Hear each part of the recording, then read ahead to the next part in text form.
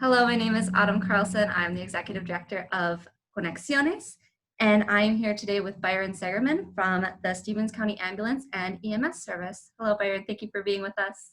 Hey, how are you? I'm good, thank you. Good. So today we're going to be talking a little bit about winter safety in Morris and Stevens County, and Byron is going to share with us a little of his knowledge.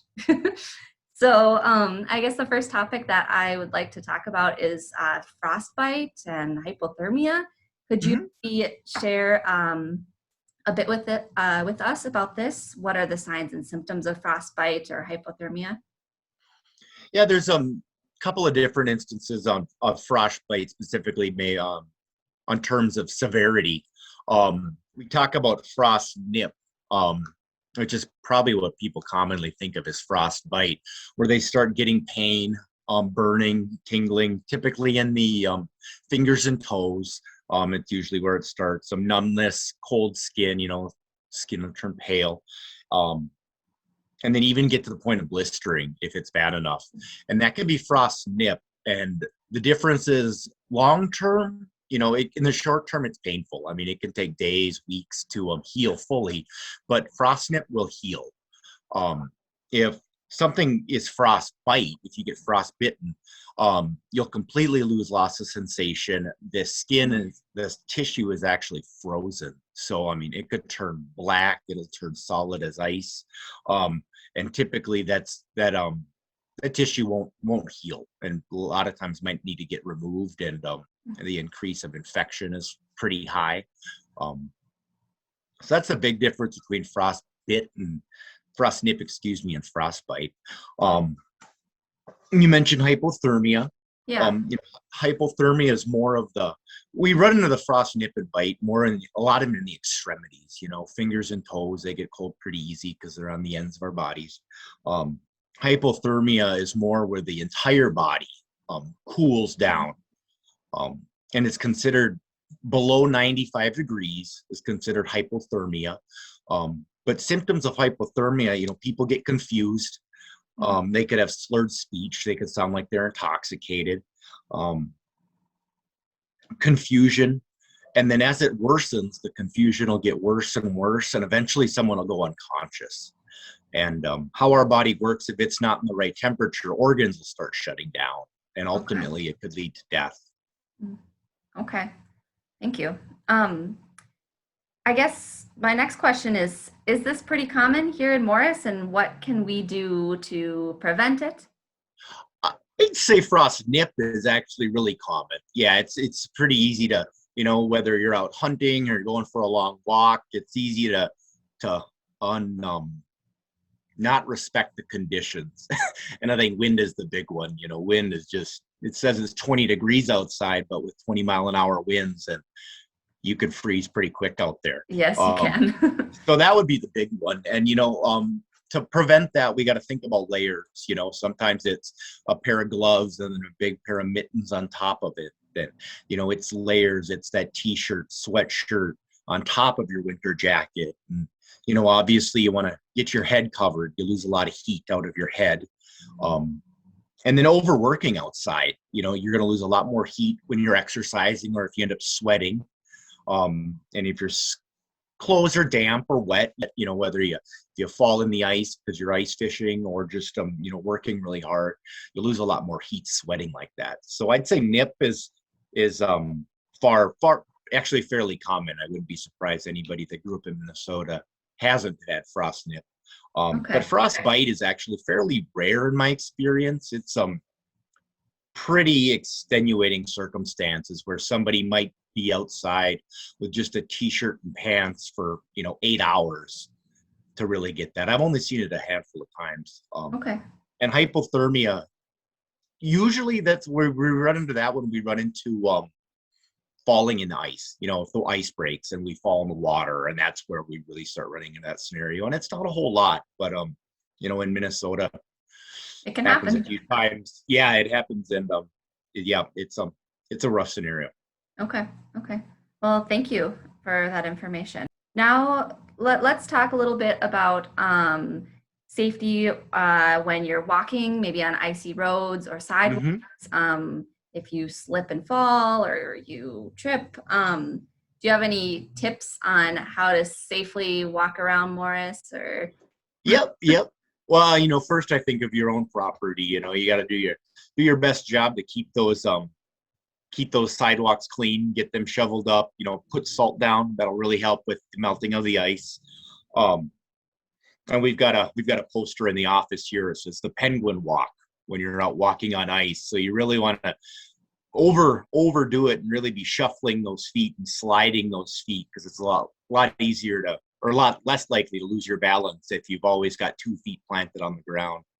But if you do fall, and if hopefully most of the time nobody gets injured, but if you're unable to get up, or sprung your ankle really bad, or possibly broke a bone, don't hesitate to call 911, and we'd be happy to come and take a quick look at you. We obviously don't have x-rays in the ambulance, but we'd be happy to get you to the hospital and make sure nothing is broken. Okay. And particularly if somebody hits their head on the ice, and is confused and that kind of stuff, that can be a significant injury, and it'd be a good idea to get checked out in an ER. Okay. I guess that kind of leads me to my next question. If you're about to fall, is there a certain way that you should fall, like brace yourself? Does that make a difference? It's really hard to plan for it. That's true. you lose your balance, and naturally your body sticks out an arm and tries to break your fall, and then you break your arm. But breaking your arm is better than not bracing yourself and potentially hitting your head. So I don't have any really good tips to stop the falling process, because once you go, it's you kind of hope you don't get hurt. Okay. All right. Sounds good. Thank you. Mm-hmm. Another, I think, common, well, maybe not so common, I guess you could tell me, common problem that people might have in the winter is issues with carbon monoxide poisoning. I guess it's probably not that common, but something that we should be. No, for sure.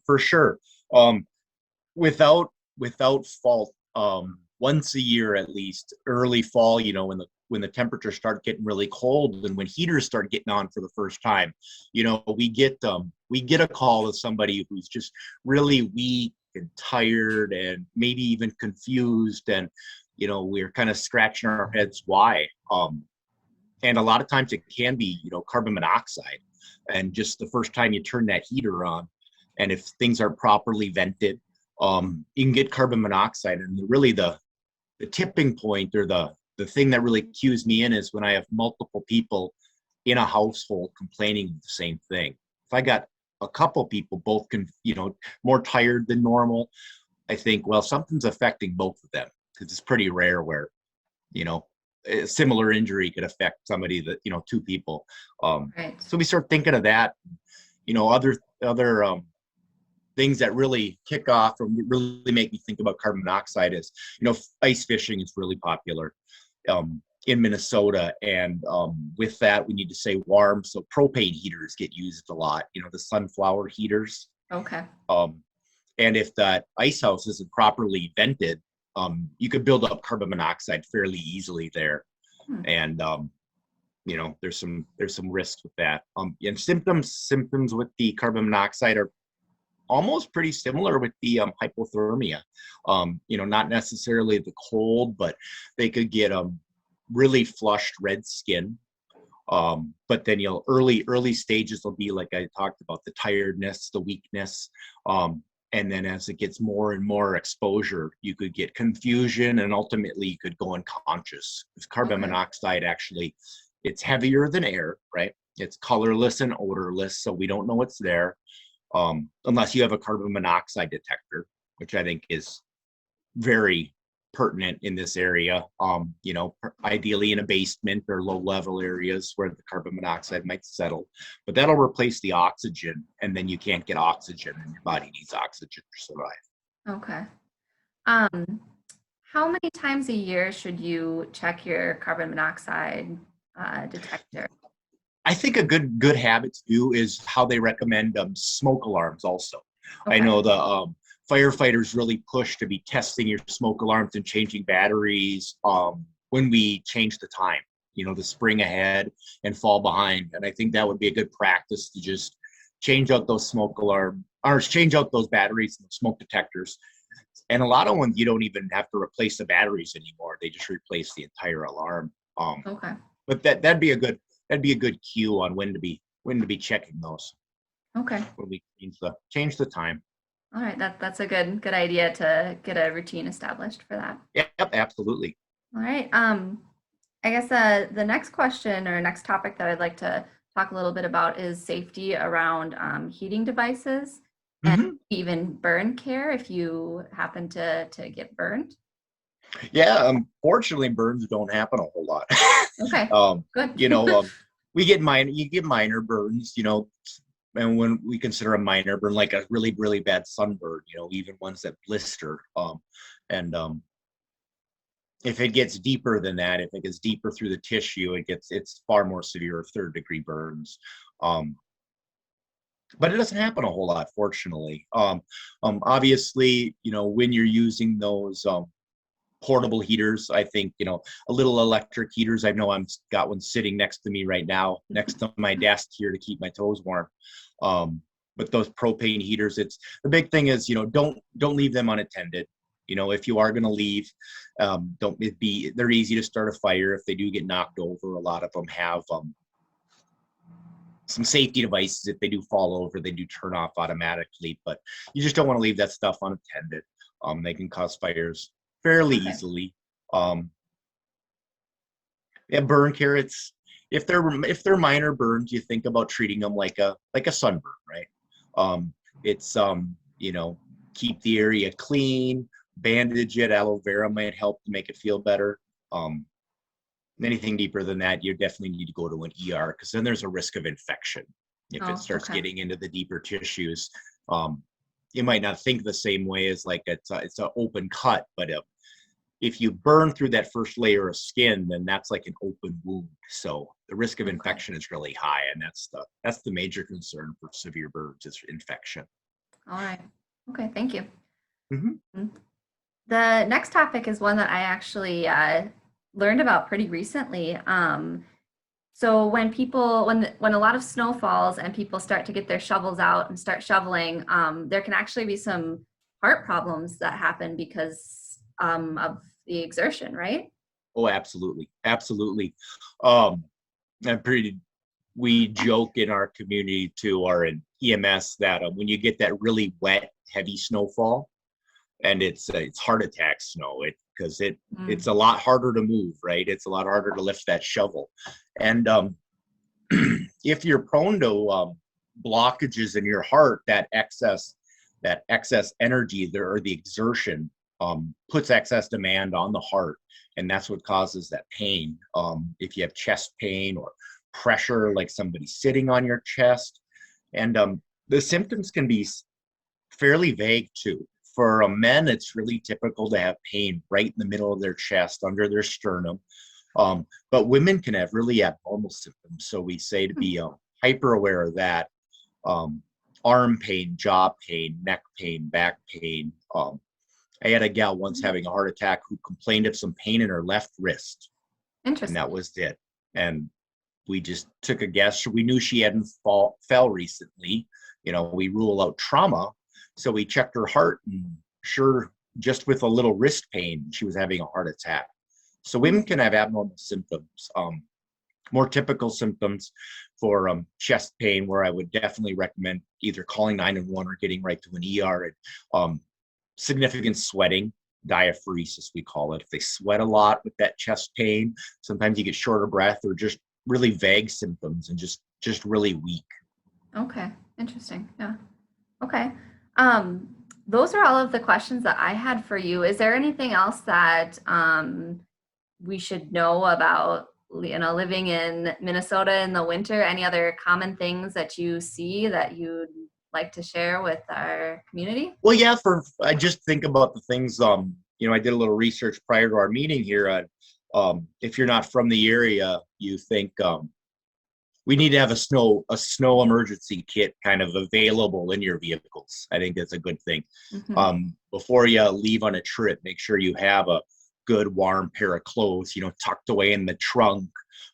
Maybe some granola bars, some spare water, because if you end up in a ditch in a really bad snowstorm, the worst thing you can do is actually leave and try to walk and find help. Your best bet is to just stay in your vehicle. Run it as little as you can. I did the website I saw said run it for 10 minutes every hour. So you can conserve the heat as much as you can, because eventually run out of gas and then you won't have any heat at all. Right. So you do what you can to stay warm, and when visibility is that poor, it's just not a good idea to try to walk and find help. You're better off just riding it out, and when the visibility opens up, somebody will find you hopefully in the ditch and get some help that way. Okay. Yeah, thank you. That's a good tip. But thank you for being with us today. I think that I've learned a lot, and I think that the community will appreciate this information as well. So thank you. Yeah, I hope it helps. Dress warm, dress in layers, and winter can be fun if you're prepared. So that's very true. You don't get to go sledding in Texas. Yep. So they don't sled here. So we dress warm and we enjoy our weather. Yes, that's very true. Yep. All right. Well, thank you very much. All right. Thanks, Autumn. You take care. You too. Bye-bye. Bye.